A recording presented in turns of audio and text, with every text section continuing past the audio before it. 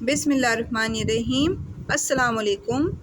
آج کا ہمارا مضمون ہے قائد اعظم محمد علی جناح۔ تعارف: قائد اعظم محمد علی جناح کا شمار پاکستان کی تاریخ کے سب سے زیادہ قابل احترام رہنماؤں میں ہوتا ہے۔ وہ 25 دسمبر 1875 کو کراچی، برطانوی ہندوستان میں پیدا ہوئے۔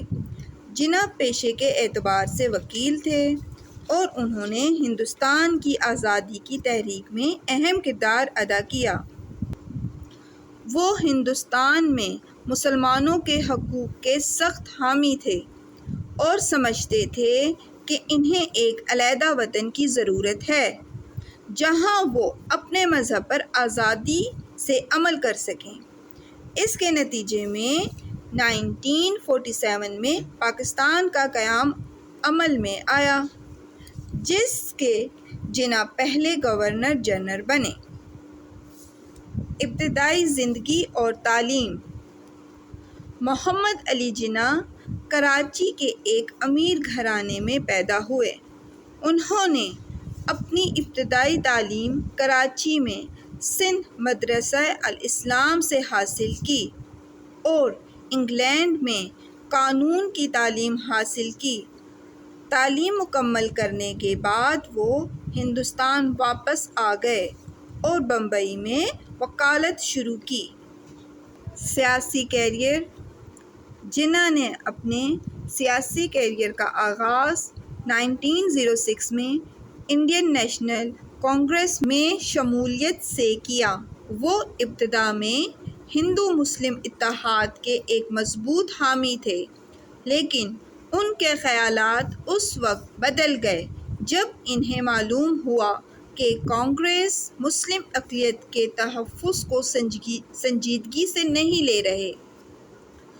جناح کا خیال تھا کہ مسلمانوں کو اپنے حقوق اور مفادات کے تحفظ کے لیے ایک الگ سیاسی وجود کی ضرورت ہے اور اس کی وجہ سے وہ 1920 میں کانگریس سے الگ ہو گئے۔ قائد اعظم نے ہندوستان کے قیام کی تجویز پیش کی۔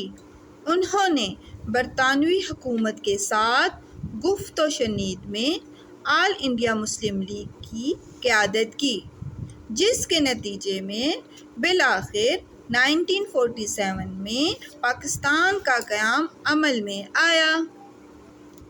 تو نے اس باغ کو سینچا ہے لہو سے اپنے، تیری خوشبو سے تیرا باغ ہمیشہ مہکے۔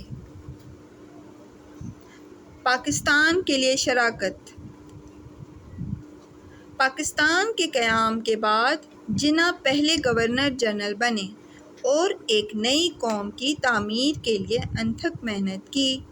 وہ جمہوریت، مساوات اور قانون کی حکمرانی پر یقین رکھتے تھے اور ایک ایسا آئین بنانے کے لیے کام کیا جو ان اقتدار کی عکاسی کرے۔ قائد اعظم کی قیادت اور عزم تحریک آزادی کی کامیابی کے لیے اہم تھا اور وہ آج تک پاکستان میں ایک قومی ہیرو کے طور پر قابل احترام ہیں۔ یوں دی ہمیں آزادی کہ دنیا ہوئی حیراں، اے قائد اعظم تیرا احسان ہے احسان۔ نتیجہ: قائد اعظم محمد علی جناح ایک بہت بڑے رہنما تھے جنہوں نے اپنی زندگی اپنی عوام کی خدمت کے لیے وقف کر دی۔ پاکستان کی تخلیق میں ان کا تعاون اور جمہوریت اور مساوات کے لیے ان کی وابستگی میں انہیں ایک قومی ہیرو بنا دیا۔ قائد اعظم کی میراث آج تک لاکھوں پاکستانیوں کو متاثر کرتی ہے۔ امید ہے کہ آپ کو آج کا مضمون بہت اچھا لگا ہوگا۔